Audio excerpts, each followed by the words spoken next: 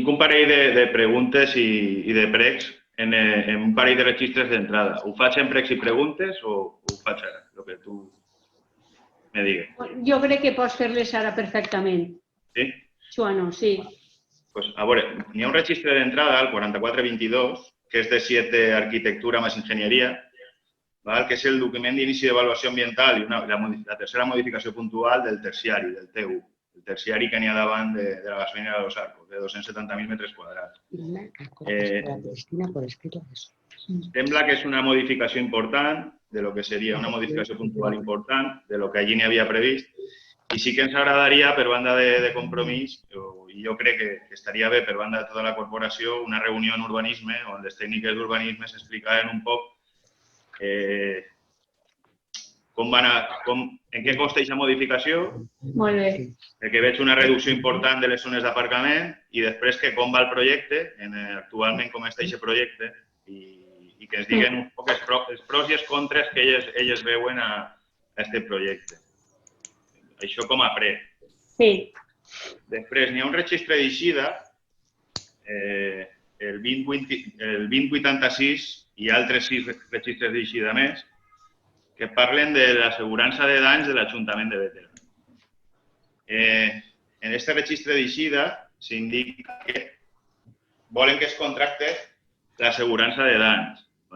Una assegurança de danys que en principi havia d'estar contractada des del dia 1 de gener. I indica el següent.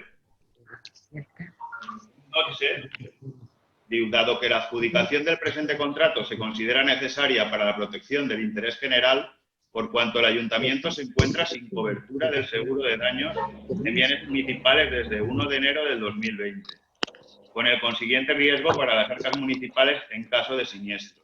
Procede a declarar la continuación de la tramitación del expediente de conformidad, con lo que se autoriza a disposición editorial tercera, se autoriza la contractació.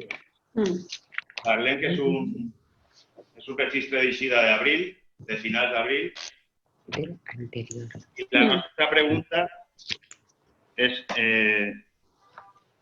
això, per quins motius, per què no es contracta la pòlissa en aquesta data, en data 1 de gener, perquè l'Ajuntament està desprotegit, el patrimoni de l'Ajuntament de 30 milions d'euros han estat desprotegits des de data 1 de gener, i voldríem que es confirmeu que efectivament la pòlissa està emesa ja, en data, segons digueu, en el registre d'eixida, Zúrich, encara que és abril, estaria conforme en emitir-la des de data 1 de gener. Després voldríem una còpia de la mateixa pòlissa, en data 1 de gener. Després voldríem els mails de Zúrich, on accepten emetre aquesta pòlissa en data 1 de gener, per veure en quins condicionants ho han acceptat. I després voldríem fer-vos diverses preguntes. Per què no s'amplia la pòlissa quan veiem que en data 1 de gener no arribàvem a fer aquesta possible ampliació? Per què ha costat tant el fer aquest contracte? Sí. I després això, que com estan les assegurances d'RC i d'accidents dels treballadors de l'Ajuntament. Perquè des de Compromís teníem entès que totes les assegurances municipals s'havien prorrogat fins a 30 de juny. Estàvem tranquils. Després de veure això, ens agradaria saber-ho.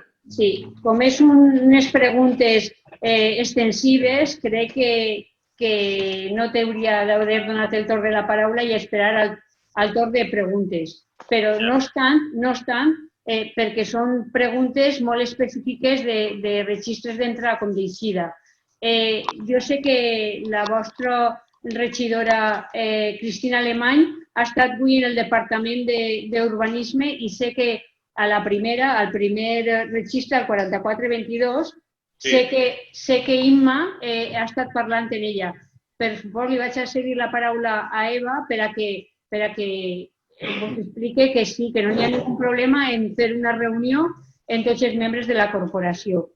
I després, en el tema del registre d'eixida, també li vaig a passar després la paraula a Mònica, però te tinc que dir el que me sona a mi d'aquest tema és que queda desert aquesta licitació. Per tant, hi ha hagut una això i sí que n'hi ha una pròrroga, s'ha prorrogat l'anterior. con lo qual no s'ha deixat descobert a ningú treballador ni a ningú bé de l'Ajuntament.